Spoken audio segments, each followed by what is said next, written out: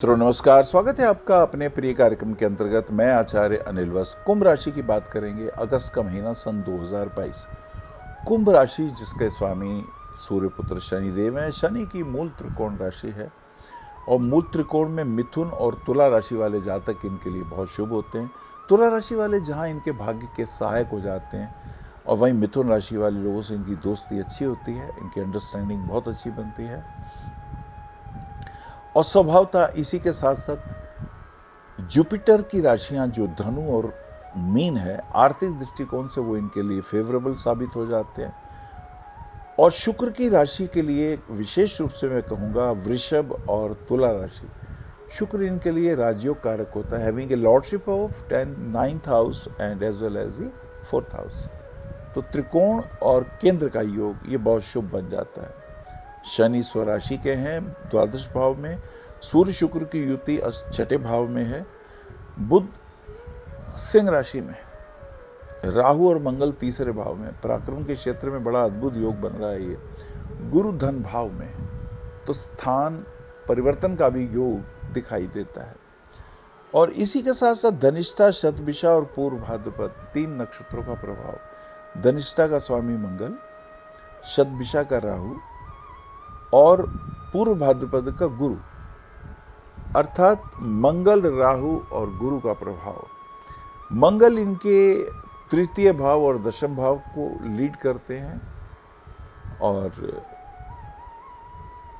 गुरु का प्रभाव इनका आयुष भी है और धनुष भी है। ये विशेष योग कुंभ राशि वाले जातकों के लिए कैसा प्रभाव रहने वाला है, आइए इसकी चर्चा करते हैं। 1, 2, 3 तारीख की बात करते हैं। ये 2 दिन थोड़े हेल्थ के लिए ठीक नहीं है, उसका ध्यान रखें। लेन देन के कार्यों को रोक दें, कमीशन के कार्यों में ज़्यादा इंटरेस्ट ना लीजिए। अभी समय अनुकूल नहीं है, नुकसान हो सकता है। 2, 3, 4, 2 को नाग पंचमी। नागों को दूध पिलाने से विष संबंधी दोष दूर हो जाते हैं।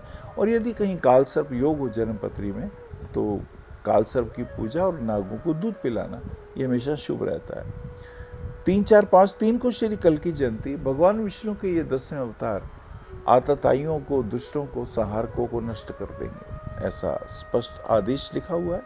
3 तारीख को कल की जयंती है और 4 तारीख को गोस्वामी तुलसीदास जयंती, जिन्होंने आदि काव्य रामायण की रचना की थी, उनको नमन करते हुए अगर रोज एक अध्याय भी पढ़ लें तो हमारा जीवन सुधर जाए। हमारे जीवन के सभी प्रश्नों के उसमें आंसर्स आते हैं। और 4 तारीख को भाग्य भी साथ देगा। थोड़ा सा स्ट्रगल होगा, थोड़ा सा संघर्ष होगा, लेकिन शनि शनि धीरे धीरे लाभांश की स्थितियां अनुकूल होंगी। 6, 7, 8 6 तारीख की स्थिति शुभ। ऑफिस के कार्यों में मन लगेगा, लेकिन आपकी बात को गलत ढंग से रिप्रेजेंट तब कर दिया जाएगा जब आप कोई सलाह दे रहे होंगे और ये आपके लिए परेशानी की स्थिति बनेगी। ऐसे में स्थान छोड़ने के भी योग हो सकते हैं। This is important. 7, 8, 9 शुक्र कर्क राशि में। शुक्र कर्क राशि में, शुक्र आपका चतुर्थेश और नवमेश है। जब ये चतुर्भाव में जाते कोई ना कोई टेंशन लगी रहेगी किसी स्त्री के कारण। व्यर्थ चिंता, परेशानी, कोर्ट कचहरी हो सकती है, मुकदमेबाजियां हो सकती हैं, किसी को धन उधार देंगे वो मारा जा सकता है। अतः स्त्री जातियों से थोड़ा सावधान रहिएगा, इससे थोड़ी परेशानी बढ़ सकती है। That is very important. चलिए आगे देखते हैं। इसी के साथ साथ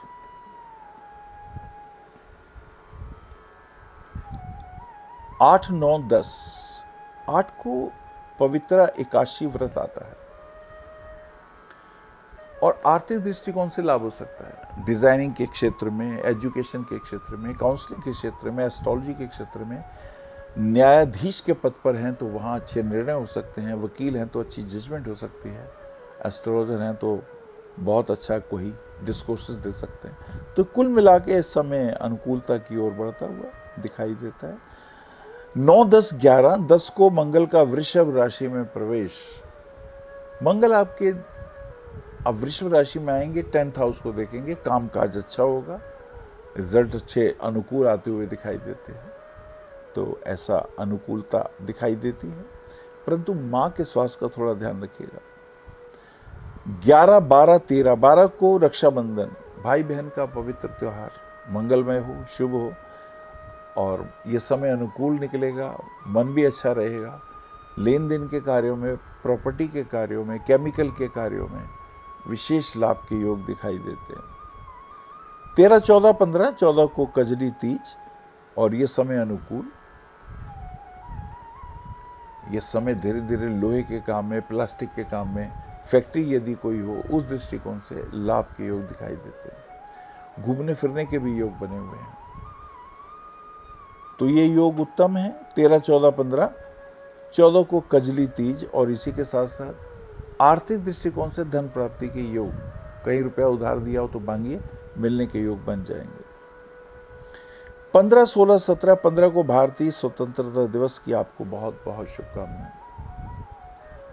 16, 17, 16 को षष्ठी का व्रत, और 17 को सूर्य का सिंह राशि में प्रवेश, ये आपके लिए अच्छा रहेगा। परंतु पति पत्नी के संबंधों में ये एक महीना छोटी छोटी बातों पे लड़ाई झगड़े का भी होगा, अतः उससे सावधान रहिए। वो जितना सावधान रहेंगे तो आपके लिए बेहतर होगा।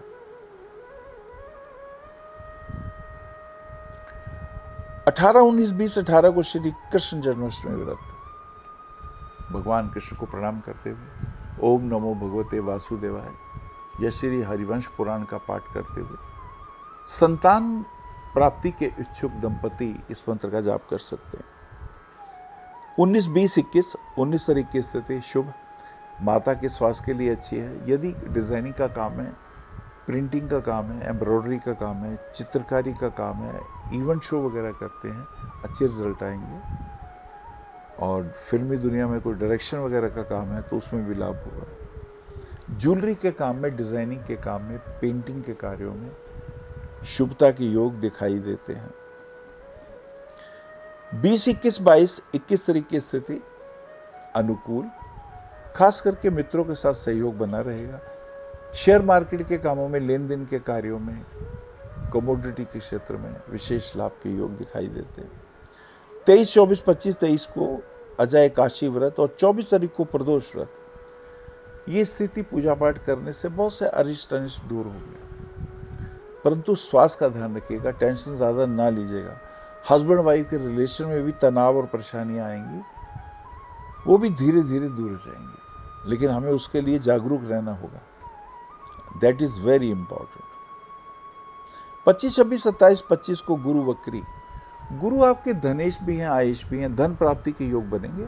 कहीं रुपया रुका हुआ हो तो उसके मिलने के योग अचानक बन जाएंगे, तो ये एक शुभ योग हो गया। 27 तारीख की भाद्रपद मास की अमावस्या, अमावस्या वाले दिन ब्राह्मण को भोजन कराना, जलांजलि देना पितरों को, ये शुभ रहता है। 28, 29, 30, 28 तारीख की स्थिति, किसी को कर्जा वगैरह मत दीजिएगा। और इसी के साथ साथ कहीं एस्ट्रोलॉजी की स्पीच है या कहीं मोटिवेशनल कोई कार्य कर रहे हैं तो कर सकते हैं, उसमें फ़ायदा होगा। लेन देन के कार्यों में बहुत ज़्यादा रुपया इन्वेस्ट मत करिएगा, वरना उसमें नुकसान हो सकते हैं।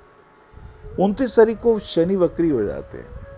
वक्री शनि हेल्थ इश्यूज लाएगा, व्यर्थ की गलतफहमी पैदा करेगा, इससे बचिएगा। 30, 31, 30 को हरितालिका तृतीया, और 21 को शुक्र का सिंह राशि में प्रवेश, शुक्र सिंह में प्रवेश करते हैं। चतुर्थेश सप्तम में आएंगे, तो परिवार में माँ और पत्नी के बीच में थोड़ी बहुत मिसअंडरस्टैंडिंग, वो कोई परेशानी का कारण बन सकती है। 31 तारीख शुक्र का सिंह राशि में प्रवेश, शुक्र सिंह राशि में अगर आते हैं तो पत्नी के स्वभाव में थोड़ी तेजी, आक्रमकता आ जाती है, तो 30 दिन बहुत डिफेंसिव रहिएगा। आपके लिए पन्ना रत्न धारण करना संतान के पॉइंट ऑफ व्यू से अच्छा है, बिजनेस के लिए अच्छा है। ओपर रत्न पहनने से भाग्य साथ देगा, पूर्व जन्मों के उन कर्मों को जागृत करेगा जिससे आपको थोड़ी सी स्ट्रगल होगी, लेकिन धीरे धीरे आप कामयाब होते हुए नजर आते हैं। नमस्कार। आप आचार्य श्री अनिल वत्स जी के आध्यात्मिक प्रवचन, ध्यान व ज्योतिष संबंधी मासिक राशिफल फेसबुक, यूट्यूब, www.astroanilvats.com पर भी देख सकते हैं। For appointment, भविष्य कथन, Monday to Saturday, 11 a.m. to 6 p.m. BE 279, Street number 6, Harinagar, New Delhi 110064. Phone number 98917 39999 98181 89993 981 088 7002 886-000-6030. Website www.bhavishyakathan.com. Acharya Anil Vats @gmail.com.